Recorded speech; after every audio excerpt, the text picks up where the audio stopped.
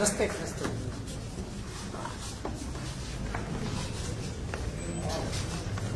Ես չգիտեմ, մեր հանդիպումներին հետևում եք մյուս շտաբներում, թե չեք հետևում։ Դե ես ուրեմն այստեղ ավելի կար նախաբան ասեմ։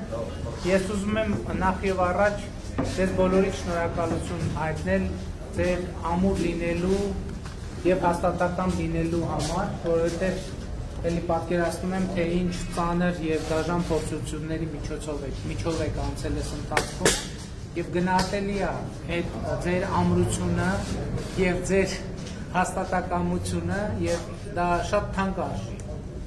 Իրականում գիտեք, որ մենք իրար հետ այս ճանապարհը եւ այս փորձությունը անցնում ենք, սա մեզ շատ մոտեցնում է, մեզ դարձնում է իսկապես քաղաքական թիմ, քաղաքական համախոհ գաղափարների, փորձությունների վրա հիմնված եւ իրական համախոհները երևում են ծանր պահին, դժվար պահին եւ այն համախոհությունը, որ մենք այսօր ունենք եւ այսօր մեր շտաբի նեղ ակտիվի հետ ենք հանդիպում, դա շատ կարեւոր է եւ ես ուզում եմ ասել, որ շատ բարձր եմ գնահատում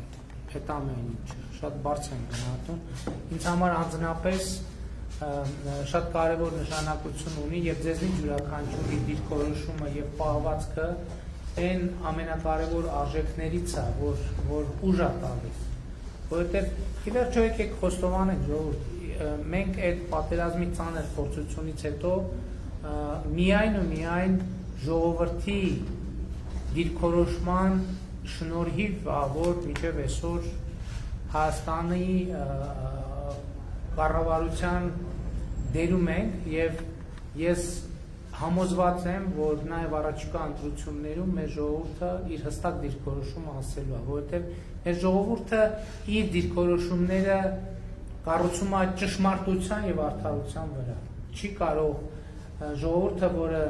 ինքը երկար տարիներ պայքարել է արդարության համար, երկար տարիներ պայքարել է ճշմարտության համար, չի կարող անարդար գտնվել այս ընտրություններում եւ մենք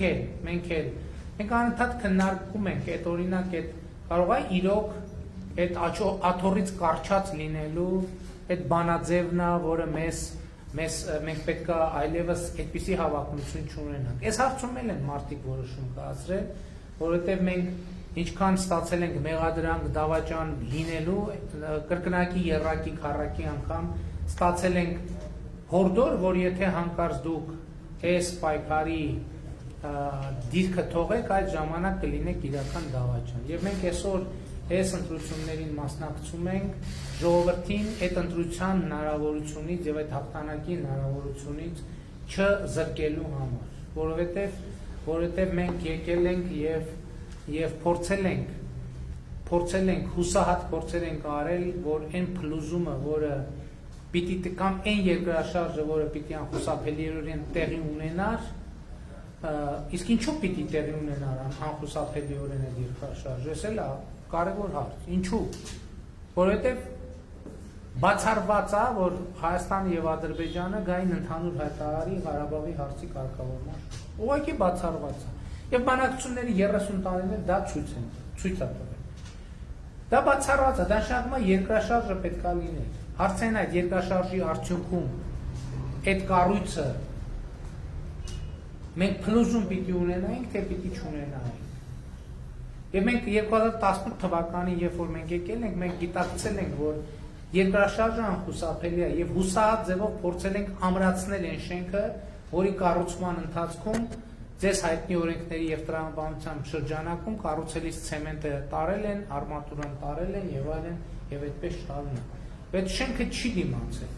բայց եթե որևէ մեկ կասի մենք որևէ բան խնայել ենք այդ շենքը պատշաճ ձևով ամրացնելու համար, դա ուղղակի իրականության հետ որևէ կապ չունի։ Մենք տարի ու կեսում 500 միլիարդ դրամով մենք պետական բյուջեի եկամուտ ենք ավելացրել։ Դուք պատկերացնում եք 500 միլիարդի մասին է խոսքը։ Տարի ու կեսում, ընդամենը տարի ու կեսում։ Եվ երբ որ հեղափոխության ժամանակ ես դաշտերում հարցազրույց էի տալիս, ասում էի, որ կարելի է 2 տարում բյուջեի եկամուտները 40%-ով ավելացնել եւ բյուջեի եկամուտները մենք 45%-ով ավելացրեցինք 2019 թվականի արդյունքներով։ Մենք բանակի ծախսերը 25%-ով բանակի բյուջեն ավելացրեցինք միայն 2019 թվականին։ Մենք ահռելի քանակությամբ զենք զինամթեր ձեռք բերեցինք։ Եվ զենք զինամթ ընդ որում տեսեք մի հատ նրբություն կա։ Այստեղ այս նրբության վրա եմ ուզում ձեր ուշադրությունը հրավիրել։ Զենք ինչ գնել, մենք չենք որոշում։ Դե մենք զինվորական չենք, մենք չենք դրա մասնագետը, մենք ասել ենք, մենք ֆինանսավորում ենք, այսքան ֆինանսավորում ենք տալիս։ Ինչի վրա ծախսվի, խրամուղիներ, բան, ապաստար, ինչի վրա ծախսվի, մենք ոչ մի բան չենք խմել, ոչ մի բան։ Եվ չկա այդպիսի տարբերակ, որ ասեն, որ 2018 թվականից հետո ասեն են այ մեզ են զենք է պետք, մենք ասենք փող չկա, այդ զենքը թող չլինի։ Մեզ ընդհակառակ ասում են, մենք սու 30 էսն ենք արել։ Հիմա մեզ ասում են դա պետք է, դա պետք չէ, դա եկե պետք է եւ պետք է, որովհետեւ մենք հոմենակ 2018 եւ 20 թվականի տրամաբանության չենք նայել։ Ես ազգային ժողովի ամբիոնից 2015 թվականին կառավարությանը քննադատել եմ, ասել եմ այսօր չեք էլ ամաչում, ասում եք Հայաստանը կործանից ավիացիա չունի։ Բայց այդ բանի գործի անունը ի՞նչ է, որ Հայաստանը 25 տարի անկախությունից հետո կործանից ավիացիա չունի։ Ես վարչապետ եմ դարձել եւ այո, առաջին գործերից մեկը բազմաֆունկցիոնալ ավիացիայի ձևավորումն է, որի մեջ նաեւ կործանիչն է մտնում։ Եվ այս ամեն ինչը մենք արել ենք։ Եվ սա անուրանալի է, որը մեկը չի կարող դա ուրանալ։ Մենք զինվորի հարց ենք լուծել։ Մենք զինվորի ծնողի բժշկական օգնության հարց ենք լուծել, որովհետև մարտունակությունը մենակ բանը չի, միայն զենքը չի։ Մարտունակությանն են, որ զինվորը մտածում է, բայց տենաս այսօր բանը հայրս կամ մայրս տնից տեղից հեռու ինֆարկտ ստացավ, ով է իր փողը տալու։ Մենք ասել ենք զինվոր, մենք պետությունը քո ծնողի բուժման փողը կտա, դու քո ծառայությամբ զբաղվի։ Մենք սննդի հարց ենք լուծել։ Մարդիկ իրանք չեղած տեղից բան էին անում, գուլպայից սկսած, բանից, հացից, պանիրից սկսած, մրգից, զինվորները ծառայում էին 2 տարի, միրգ չէին ուտում, բանջարեղեն չէին ուտում։ Ես այն օրեն բանի, այն տխրաարճակ միջադեպի օրը մտել եմ Մեղրի Զորամաս, ասցի ընդ որում պլանավորված չէր, բայց ես ասացի մի հատ Զորամաս մտնենք։ Մտանք Մեղրի Զորամաս, ասել մտնենք խոհանոց։ Այդ խոհանոցում մեծ, դա ամսի քանիսն էր, ապրիլի 18 կամ 20։ Խոհանոցում մի հատ մեծ կաթսա էր դրած եւ պամիդոր վարունգ էր կտրտած, այդ կաթսաների լիքն էին կտրտած, ես լացի այդ պահին բանել չարեցի, չնկարեցի էլ ուղղակի։ Բանակի զինվորը բանակ երել, վարունգ ակերել, այդ սեզոնին, հա։ Կարող է տարին, ասենք, ենթադրենք ամառվա ամսվա մի անգամ այդ անգամ։ Հետևաբար ես ուզում եմ ասել հետևյալն է, որ մենք պետք չի թաքցնել նաև այն, որ այո, մենք շատ հաճախ մեղադրանքների ներքո եւ իրավիճակի ներքո եւ պարտության ծանրության տակ, այո, մենք նաև խեղճացել ենք։ Պետք չի թաքցնել, որովհետեւ մարդ ենք մենք, որովհետեւ դավաճան չենք մենք, որովհետեւ դավաճանը մենք չենք խեղճան, հակառակը հանցագործը որ իր հանցագործությունը անում ավարտում է, հələ մի հատ է գոհ մնում իրանը, չէ՞ որ հանցագործությունը ի կատարածեց։ Որովհետեւ մարդ ենք մենք։ Ասում եմ, այսօր ասում են, այս իշխանությունը չունի բարոյական ռեսուրս ընտրությունը կեղծելու։ Իբր վատ բան են ասում, էլի։ Բայց եկեք թարգման ենք, այդ ինչ է նշանակում, ասում են, այս իշխանությունը մեր նման անբարոյական չի, որ մարդկանց ձայնը կեղծի։ Մի հատ էլ դա որպես սենց բան է ներկայացնում։ Այո, մենք այդ բարոյականության տերը չենք։ Մենք այդ բարոյականության տերը չենք, որ ցավին, տառապանքին, պարտությանը, անհաջողությանը անհաղորդ մնանք։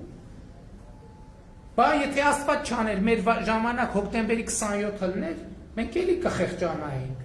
Դուք չէիք խեղճացել, ընդհակառակը բերաններ, միջևատանները կշտած կանգնած բան էիք անում։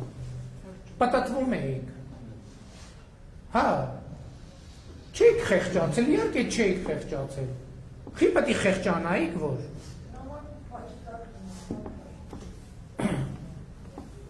Այո, այդ մեր թերություններից է, բայց դա նաև մեր առավելություններից է։ Որովհետև այդտեղ էլ ուրիշ խնդիր կա։ Մենք ուզում ենք մեր բանը, մեր նպատակադրումը եղել է, որ երկրում ինստիտուտներ կանա, որ արդարադատությունը անձնական քմահաճույքների ձևավորված չլինի։ Այո, մենք ազատություն ենք տվել, ժողովուրդ։ Մենք մարդկանց ենք ազատություն տվել, մենք դատավորներին էլ ենք տվել ազատություն։ Դատավորներին էլ ենք տվել ազատություն։ Մենք մարդկանց էլ ենք տվել ազատություն, որովհետև այսօր ես վիճակագրությունը հրապարակել եմ մի քանի անգամ, այսօր Հայաստանի Հանրապետության երրորդ հանրապետության պատմության մեջ ամենաքիչ թվով կալանավորված եւ դատապարտված անձը կա քրեակատարողական հիմնարկներում։ Դրանք հազարավոր մարդիկ են։ Դրանք հազարավոր ընտանիքներ են, որոնք հացից զրկվել են, բայց մյուս կողմից իրենց կալանավորներին հաց տալիս չեն եղել։ Այդ մարդիկ իրենց չեղած տեղը, իրենց տուժած տեղը մի հատ էլ պարտքերի տակ են ընկել, որ բանում գաղութում կալանավայրում կալանավոր պահեն։ Այսօր երրորդ հանրապետության պատմության մեջ առաջին անգամ կալանավորը պետության տված հացը ուտում է։ Եվ պետության տված, ես էլ եմ բանտում նստել։ Պետության տված հացը ուտելը նշանակում է բան տենց անճարի էլի, որ ընդհանրապես բան ես։ Այսօր մարդիկ պետության տված հացը ուտում են, որովհետև դա արժանապատիվ է, որովհետև մարդ զգում են, որ պետությունը նույնիսկ դատապարտյալին, նույնիսկ որն է կալանավորված անձին եւ դատապարտյալին վերաբերվում է արժանապատվորեն։ Ասում են Հայաստանում հեղափոխություն եղել է, թե չի եղել, բայց հեղափոխությունը պոզով փոչով է լինում։ Բայց հեղափոխությունը մարդկանց ազատություն է տվել։ Այդ հեղափոխությունը, եւ այո, այդ հեղափոխությունը մարդկանց ազատություն է տվել այնքան, որ այս ընտրություններով մարդիկ կարող են իրենց զրկել իրենց ազատությունից։ Այո, այդ ազատությունը տվել է։ Եվ ոչ մի իլյուզիա չլինի, ես մենք չենք պատրաստվում ոչ մի քվեաթղթիկ, ոչ թե չենք պատրաստվում, դա չկա, դա չի կարող լինի։ Դա ուղղակի որ եթե մարդկային գիտակցությունը համարենք բան համակարգչային ծրագրի նման մի բան, մեր ծրագրի մեջ այդպիսի ծրագիր չկա, ընտրություն կեղծել, չկա այդպիսի բան։ Եվ մենք հպարտ ենք դրանով։ Եվ դա է հեղափոխությունը։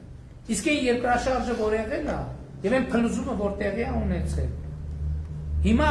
փառք Աստծո դա արդեն բոլորին է հասկանալի եւ տեսանելի։ Ընդ որում դա ոչ թե սուբյեկտիվ քաղաքական գնահատական է, դա փաստերով, փաստաթղթերով ապացուցվող բան է։ Ով էր մեզ այսօր ասում են, եկել են մեղրի են տալիս։ Հետո ես իմացա, որ այդ մեղրի տվողների կուսակցության ներկայացուցիչներն են այդ դեպոս սարքողները։ Մարդը դրել է պաշտոնապես անվտանգության խորհրդի նիստին, եւ եթե չլներ Վազգեն Սարգսյանի, Կարեն Դեմիրճյանի դիրքորոշումը, եւ եթե չլներ մեծ հաշվով, մեծ հավանականությամբ նաեւ Ադրբեջանն է մերժել այդ ծրագիրը։ Մեղրի տալու process-ը պաշտոնապես օրակարգի մեջ դրած ընթաց տված մարդիկ այսօր եկել են մեզ ասում են մեղրի եք տալիս։ Ո՞վ է մեղրի հարց քննարկել։ Ում հետ է մեղրի հարց քննարկել։ Երկաթուղի, այո, իհարկե։ Իսկ մենք չենք ուզում երկաթուղի ունենալ։ Երկաթուղի պետք է մեր տարածքով էլ ասնից, եթե մենք ուզում ենք երկաթուղի ունենալ, պետք է ուրիշի տարածքով։ Իսկ ո՞վ ասել որ դա միջանցք է։ Կամ ընդհանրապես ինչ է նշանակում միջանցք։ Էդ էլ է պետք պարզաբանել, միջանցք ասելով ինչ նկատի ունեն։ Որտեվ կա, հիմա շատ են խոսում, հյուսիս-հարավ տրանսպորտային միջանցք։ Հիմա Հնդկաստանը օրինակ խոսել է, որ Իրան-Հայաստան Սևծովիապով տրանսպորտային միջանցք ստեղծենք։ Այդ իմաստով միջանցք մենք ոչ մի խնդիր չունենք, որտեղ խոսքը նրա մասին է, որ հաղորդակցության ուղի բացել։ Բայց ոչ մենք հող ենք տվել, մենք կռիվ ենք արել հողի համար։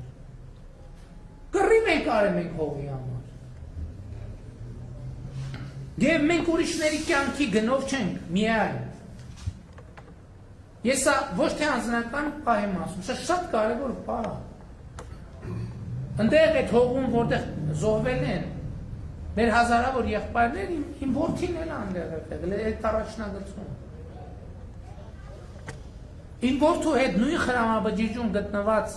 տղան, որի անուն ազգանունը կա, ես չեմ ուզում ուղղակի տղայի անուն ազգանունը անընդհատ բան անել։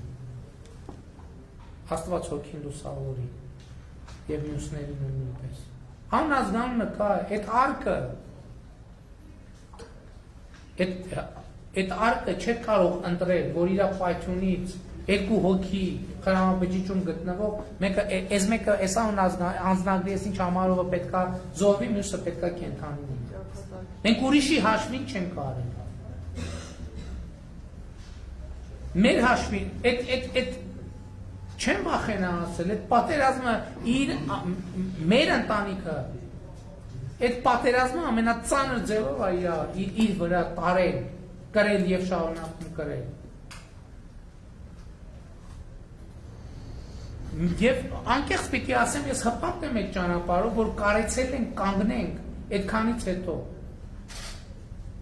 Եվ մենք պատերազմելու ժամանակ պատերազմել ենք, չպատերազմելու ժամանակ չենք պատերազմել։ Եվ մենք այսօրվա եղած վիճակներն ասում ենք, այո, մենք պետք է, ընդ որում մենք միակողմանի չենք ասում, մենք ասում ենք Ադրբեջանը պատերազմ է ուզում հրահարի, Ադրբեջանն ասում է, չէ, դա ընդհանրապես սահմանային հարցեր է, թե մի քանի մետր ես կողմ կամ կիլոմետր են կողմ, ասում ենք շատ լավ, սահմանային հարց է, ուրեմն եկեք պայմանավորվենք, չենք կրակում, կոնֆլիկտ չի լինում, զորքերը երկու ստեկ հայելային հետ են քաշում, ընդհանրապես հանում ենք այդ տարածքներից, Սոտքից մինչև Խոզնավար ընկած տարածքը։ Դիտորդներ են գալիս միջազգային կամ Ռուսաստանի կամ ԵԱՀԿ Մինսկի խմբի համանախագահ երկրներից, գալիս են կանգնում են, որպեսզի հավաստիանան, որ զորքերը երկու ստեկ։ Եթե սենց պատկերացրեք կամ իրանց կամ մեզ, այդ սարի ծեզին, որտեղ տարվա կեսը ձուն է, ինչներից է պետք է, որ եթե այդ այլ եմ ասում։ Ուրեմն եկեք գնանք արդեն միջազգային փաստաթղթերով համաձայնեցված ձևով անենք։ Եվ ես երեք շատ լարված օր էր, գիտեք բոլորը, եւ իհարկե այս պահին էլ երաշխիք չկա, որ իրավիճակը կոնտրոլից դուրս չի գա, բայց այն բանաձևը, որ ես երեք առաջարկել եմ, ինչի պետք է չընդունի որևէ մեկը այդ բանաձևը, պետք է բացատրություն ունենա, ինչի չի ընդունում։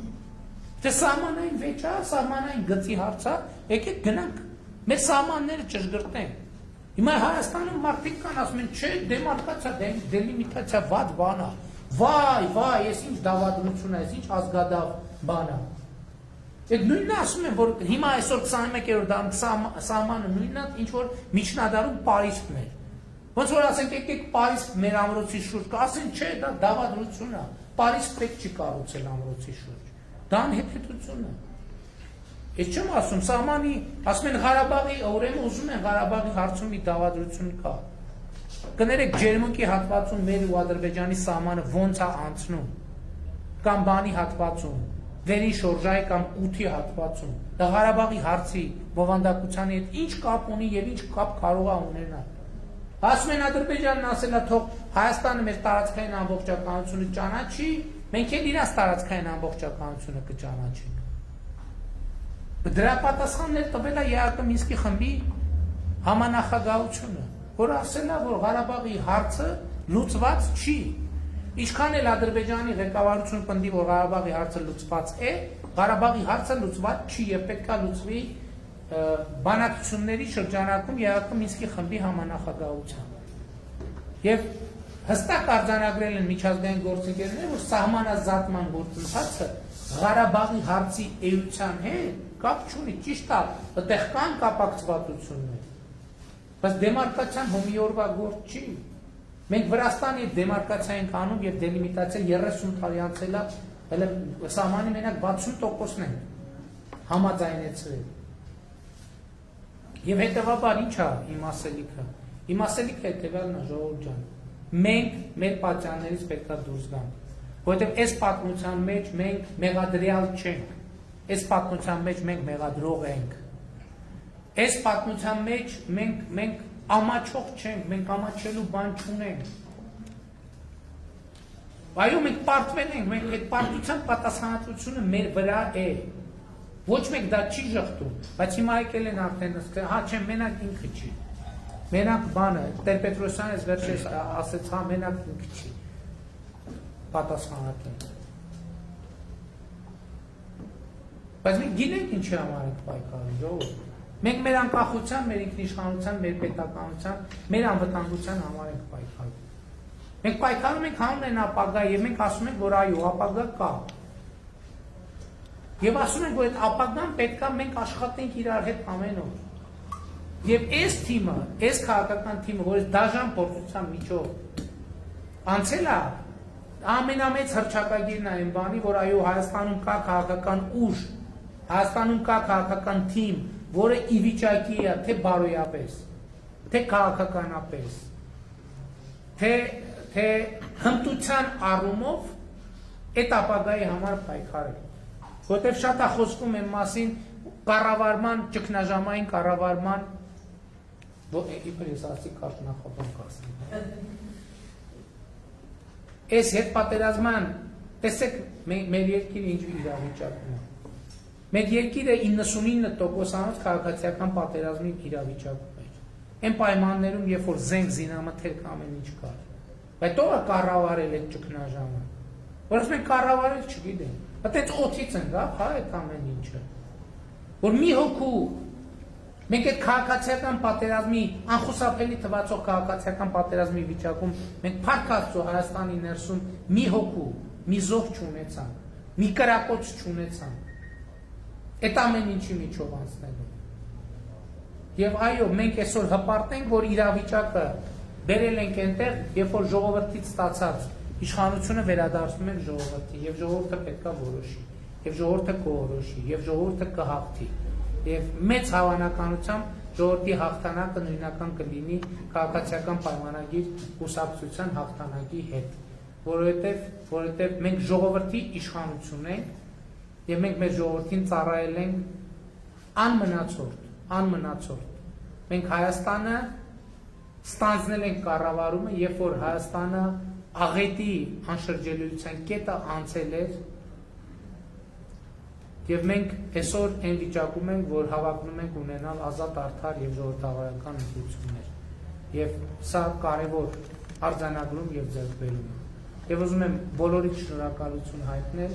որովհետեւ այս ընթացքում շատերի արածը տեսանելի է եղել, շատերինը տեսանելի չի եղել։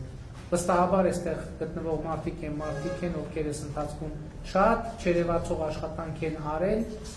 եւ այդ աշխատանքը արդյունքով ապասարկել ինձ շատ կարեւոր է։ Շնորհակալ եմ դրա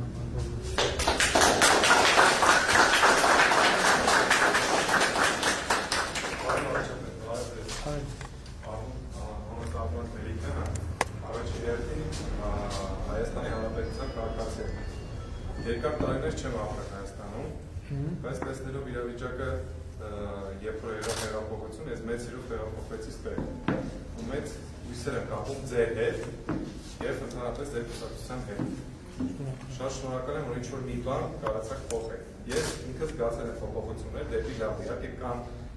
նաեւ վատ բաներ, բայց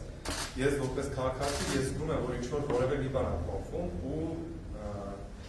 ես երևի իմ կարծիքն եմ ուզում հայտնեմ։ Մենք շատ ենք խոսում ընդհանուր ռուսական կողմի մասին։ Ես չեմ ուզում շոշափել ռուսներին, то есть մարդկանց, ես ուզում եմ շոշափել ռուսական կառավարությանը։ Ես ինքս իմ կարծիքն է, որ ինչ է ձեռնարկում ներկայային sense կոչեմ ալյանս, դա արիվը, իմ կարծիքն է նաև Պուտինը եւ հին ներկայացուցիչները մեր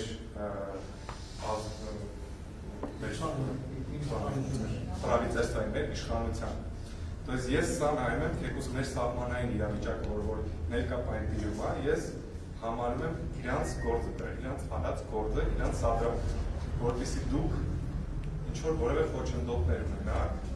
ընտրության ժամանակ, то есть սա ամեն ինչ կատարվում է, կատարվում է մոտիկ ընտրության ժամանակից, то есть ես դա դիտարկում եմ որպես ուղղված քայլեր ձեր դեմ, այդ տրոյցայի, то есть դա իմ կարծիքն է, ինչ-որ որևէ քայլեր, ինչ-որ որևէ մի բան ձեռնարկվում է, որ այդպիսի բաներ չշարունակեն կատարվել, որտեղ այսքան մենք մոտենում ենք ընտրություններին, այդքան ավելի շատ դեմպինգ է գալի այդ իրեկի կողմից։ Շատ լավ, ես շնորհակալ եմ հարցի համար։ Ես պիտի հետևյալը ասեմ ձեզ, որ որոշ մասով համաձայն եմ ձեր հարցադրման հետ, որոշ մասով համաձայն չեմ։ Ես նախկինում ասել եմ, որ Ադրբեջանի նախագահը ես համոզված եմ, որ նաև որոշակի գործողություններ անում է Հայաստանում ընտրությունների արդյունքների վրա ներազդելու համար։ Եվ ես չեմ բացառում, որ հայաստանյան որոշակի շրջանակների հետ կան որոշակի փոխգործակցության մեխանիզմներ։ Չեմ կարող բացառել,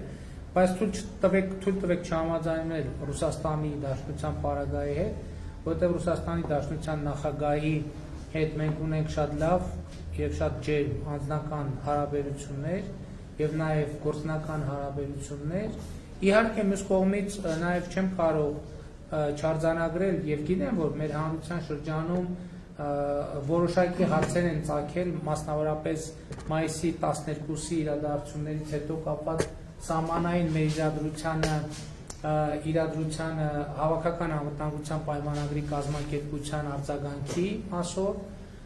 ինչ որ չափով նաև Ռուսաստանի Դաշնության կողմից իր դաշնակցային պարտավորությունները կատարելու վերաբերյալ, բայց ես համոզված եմ, որ Ռուսաստանի Դաշնությունը լիարժեքաբար իր դաշնակցային պարտավորությունները կկատարի։ Հիմա էլ մեր պաշտպանության նախարարը Մոսկվայում է, ես այստեղ գալուց առաջ հեռախոսով իր հետ էի խոսում մեքենայի մեջ, ինքը պատմեց Ռուսաստանի Դաշնության պաշտպանության նախարարի հետ իր ունեցած հանդիպման եւ խոսակցությունների մասին, եւ ես հույս ունեմ, որ ընդ որում եկեք տեսեք արձանագրեն։ Ես երեք արել եմ առաջարկ հարցի հանգուցալուծման եւ եթե բոլորը իրենց հրապարակումներում ազնիվ են, այդ առաջարկությունը չի կարող անընդունելի լինել ուղղակի, չի կարող։ Եվ հետեւաբար մնում է, որ մենք Ռուսաստանի եւ ԵԱՀԿ Մինսկի խմբի համանախագահության աջակցությամբ այդ առաջարկները կյանքի կոչենք եւ լուծենք այդ հարցը։ Ընդ որում շատ կարեւոր է, երբ որ մենք այդ հարցը լուծենք, ոչ միայն այս դրվագով կլուծենք, այլև սկզբունքային կլուծենք այդ հարցը, համարելով, որ այս սահմանային թեմաների հետ կապված այլևս այդպիսի ուժային ակնարկներ, գործողություններ, օպերացիաներ չեն լինի։ Եվ ես հույս ունեմ, որ եւ Ռուսաստանի Դաշնությունը եւ մեր մյուս գործընկերները, ովքեր հետաքրքրված են, կարձագանքեն առաջարկին եւ մենք կգնանք առաջ։ Ինչ վերաբերվում է արտաքին ուժերի կողմից Հայաստանի ընտրությունների արդյունքների վրա ազդելու ցանկությանը հնարավոր, ի վերջո Հայաստանի Հանրապետության յուրաքանչյուր քաղաքացի իրադրությունը գնահատելու եւ արձագանքելու հնարավորություն ունի։ Ընտրությունները չեն կեղծվելու եւ մեր քաղաքացիները ունեն հնարավորություն ընտրելու նրան, ում Ալիևն է ուզում, որ իրանք ընտրեն, եւ ունեն հնարավորություն ընտրելու նրան, ում ինքը իրանք են ուզում ընտրեն։ Շատ պարզ ընտրություն է, եւ ես համոզված եմ, որ Հայաստանի քաղաքացիները կընտրեն նրան, ում իրանք ուզում են ընտրեն։ Շատ պարզ բանաձև է։ Եվ մենք սա պետք է ապահովենք։ Շնորհակալ եմ։ Համեց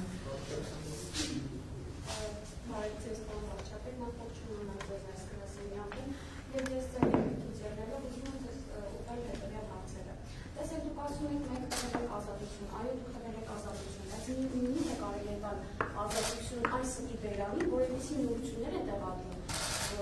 Մենք բոլորս գիտենք, որ հանրությունը հիմա շատ կարճատ է լրատվամիջոցներից, նյութերից, որոնք տեղադրվում է Facebook-ում, այսպես ասած։ Մենք բարձրացանք երկինքի հետ եկավ, մինչև դիմացանք, որ այդ փաստաթուղթը ինչ է իրենից ներկայացնում։ Միթե կարելի է այդքան թույլ տալ, որ սա իբերանը այդքան երկար լինի։ Վերջը մեր հասարակությունը, մեր ժողովուրդը մեղք է։ Իրոք այս լրատվական դաշտը պետք է կարգի բերվի։ Մարդկանց ինչ սուտ ինֆորմացիաներից տրամադրում են եւ ամեն րոպե պահանջում են։ Թող եկի պաշտպանության նախարարությունը, թող եկի վարչապետը, թող եկի։ Կարծում եմ, որ կառավարությունը այնքան պարապ չի, որ սկսի ամեն մի սուտի բերանը փակել եւ վերքել։ Նախ առաջինը սա ուզեի ասել, երկրորդը, տեսեք, այո, դուք մեզ տվել եք ազատություն, որի համար մենք բավականին շնորհակալ ենք։ Տարբեր ոլորտներում մարդիկ տեսնում են որոշ չափով այդ ազատությունը, բայց դուք վերին հարթակներում պայքարում եք նախկին իշխանության թողած այդ ժառանգության, այդ տխուր ժառանգության հետ, բայց հասկացեք, մենք առաջին հարկում ապրում ենք այդ ժառանգությունը մեր երկիր մտցրած մարդկանց հետ։ Այսինքն այն կադրային քաղաքականությունը, որ մենք ակակարում ենք, տեսնենք, չենք տեսնում, եւ այդ մարդիկ ոնց ոճով աշխատում են նախկինում, այդ ոճով մեծ մոտ եկավ ապրում։ Պարոն Փաշինյան, նրանք ցույց չեն տալիս, որ այն մաքուր ձայն են, արդար ձայնը, որ մենք ուզում ենք հիշեցնել, այն ղեկավար կազմը, նրանք ցույց չեն տալիս։ Եվ ես իմ առաջարկում եմ սրա հետ կապված տարբեր ոլորտներում, տարբեր մարդիկ շատ հետաքրքիր մտքեր ունեն հասարակության կյանքը փոխելու, մարդկանց կյանքը, հասարակ քաղաքացու կյանքը մնացել է դժվար։ Իրոք հասարակ քաղաքացին շատ դժվար է ապրում։ Թես լրատվական, մանավանդ լրատվական դաշտով, մանավանդ նորություններով, մանավանդ փոփոխություններով, երբ որ ինքը անձամբ չի կարողանում վերլուծի ինչ է կատարվում։ Այդ մարդը ուզում է իր կյանքում լուրջ փոփոխություն լինի, դրական փոփոխություն լինի։ Եվ ես ձեզ ասեմ, կան հասարակության տարբեր շերտերի ներկայացուցիչներ, ոլորտի աշխատողներ, սովորական ուսուցիչներ, մանկավարժներ, իրավաբաններ, բժիշկներ, որոնք գիտեք այնքան լուրջ առաջարկներ ունեն, որ դուք կարող եք նկատի ունենալ եւ իրոք սովորական հասարակ մարդու կյանքը փոփոխության ենթարկել։ Ես խնդրում եմ ձեզ, եթե դա հնարավոր է, դուք անձամբ ինքներդ կազմակերպեք, խնդրում եմ տարբեր ոլորտներում ներկայացնած հետ հանդիպումներ, եթե հնարավոր է դա, մանկավարժների հետ, բժիշկների հետ, զրուցենք, գուցե մեր առաջարկներն էլի նկատի ունենանք, գուցե ինչ-որ փոփոխություններ կարողանանք մեր առաջարկներով կատարել։ Եվ իմիջիայլոց զինծառայողների մասին ես ուզում եմ հասկանալ իրենց աշխատավարձի հետ կապված, պայմանագրային զինծառայողների աշխատավարձն վերանայում եք թե ոչ։ Ձեր հարցի մեջ միած շատ կարևոր նյուանս կար, ոնց որ նախորդ հարցի մեջ էլ կար այդ նյուանսը, որին ես ուզում եմ անդրադառնալ։ Տեսեք, կա մի կարևոր արձանագրում, որ հեղափոխությունից հետո վերջին 3 տարիների ընթացքում ոչ բոլոր տեղերում են եւ շատ տեղերում փոփոխությունները չեն գնացել, տեղի չեն ունեցել եւ կամ էլ փոփոխությունները միջև վերջ տեղի չեն ունեցել։ Ես ուզում եմ ուղիղ խոստովանել, որ շատ ոլորտներում, մի շարք ոլորտներում դա կախված է եղել իրականում այդ վերահաս պատերազմի գիտակցության հետ։ Օրինակ նույն զինված ուժերում մենք շատ մեծ փոփոխություններ չենք արել, կարելի է ասել գործնականում փոփոխություններ չենք արել, ոչ թե նրա համար, որ մենք չենք գիտակցել փոփոխությունների անհրաժեշտությունը, ուղղակի ինքը փոփոխությունների process-ը ինքը միշտ վակուումներ եւ բաց տարածություններ է առաջ բերում։ Եվ այն պահին, որ մտածել ենք այդ գնանք, սենց մի փոփոխություն անենք, մտածել ենք, բա այդ երբ որ այդ հինը վերացրել ես, իսկ նորը դեռ չկա, այս կամ հինը վերա տրանսֆորմացիայի փուլումը, բա որ պատերազմը այդ պահին սկսի, ինչ ենք անելու։ Եվ այս շատ կարևոր նրբություն է, եւ ուզում եմ ձեր ուշադրությունը դրա վրա հրավիրել եւ ասել հետեւյալը, որ այս աղետը տեղի ունեցավ, բայց տեղի ունեցավ եւ դա իրոք շատ դաժան եւ ծանր պարտություն է եւ դաժան եւ ծանր աղետ է մեզ բոլորիս համար, բայց եթե այն բանաձևը, որով մենք հիմա փորձում ենք առաջնորդվել եւ առաջ շարժվել, այդ բանաձևը, եթե այլ արտարոց բան չպատահի եւ մենք կարողանանք ընդհանուր իրադրությունը կայունացնենք, մենք այդ փոփոխությունների բոլոր ասպարեզներում, որ իրականացնելու համար ավելի անկաշկանդ կլինենք, քան եղել ենք նախկինում, որովհետեւ այդ սպառնալիքի եւ մարտահրավերի մի հատվածը թեկուզ շատ դաժան ձևով այնուամենայնիվ պարկված կլինի եւ այո շատ ոլորտներում մեր զինված ուժերը պետք է շատ լուրջ եւ խորքային բարեփոխումների ենթարկվեն, որովհետեւ այո եւ պայմանագրայինների աշխատավարձերի հետ կապված շատ լուրջ վերանայում պետք է տեղի ունենա պայմանով, որ ինքը պետք է լինի պրոֆեսիոնալ զինվոր, ինչով է տարբերվում պայմանագրայինը պրոֆեսիոնալ զինվորից։ Մեր պայմանագրայինների ոչ բոլոր, իհարկե կան պայմանագրայիններ, որոնք պրոֆեսիոնալ են։ Մեր պայմանագրայինների մի շատ մեծ հատվածը ինքը 15 օր, 14 օր մարտական դիրքում հերթապահություն էր անում, հետո որ 14 օր անասնապահությամբ էր զբաղվում,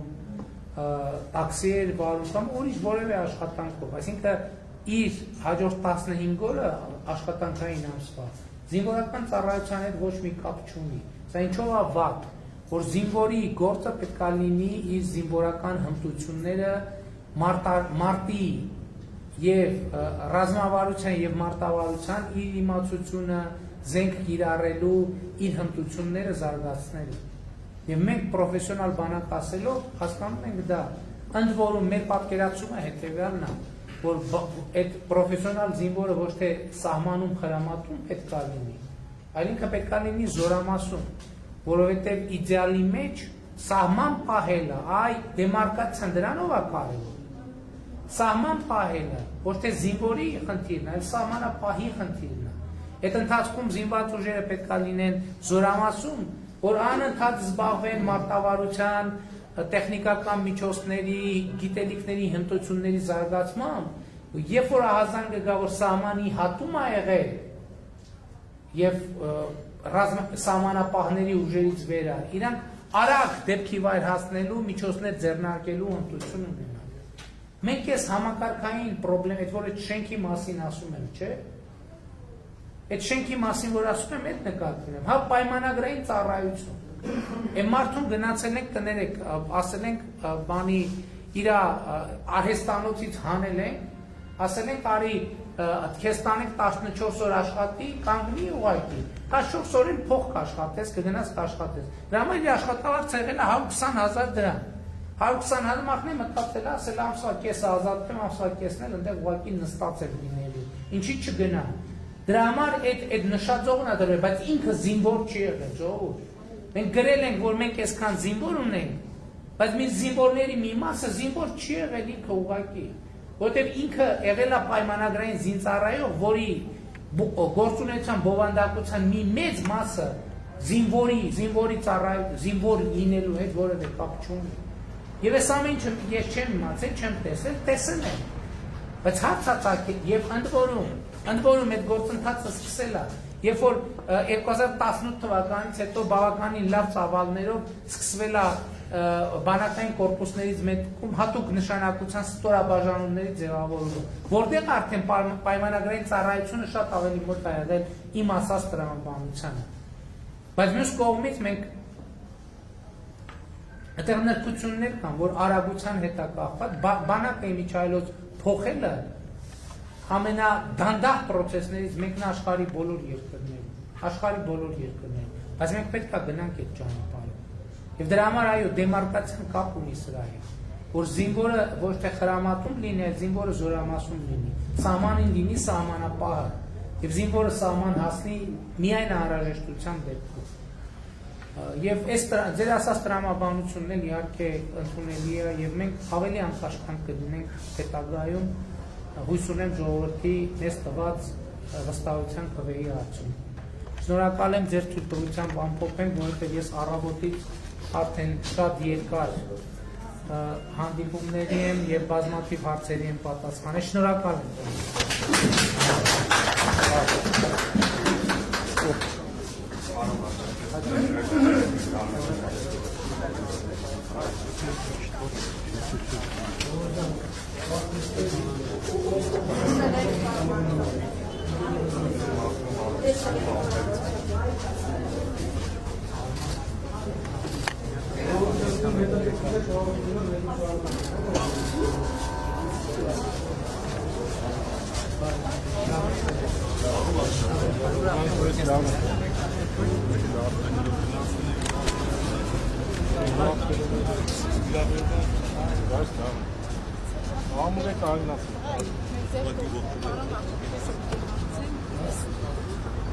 Իմ երեխին ձեր պաշտպանը որտեղեք չկերտեք երբեք ժողովուրդը ձեր կողմից ուսումնների արհեստական ուսումնների չնայ պարոն վարչապետ։ Մենք ձեզ հետ ենք, պարոն վարչապետ։ Շնորհակալ եմ։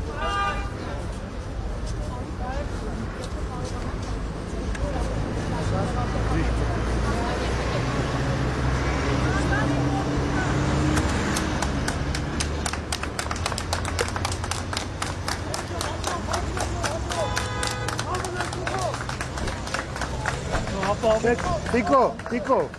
հանգիստ,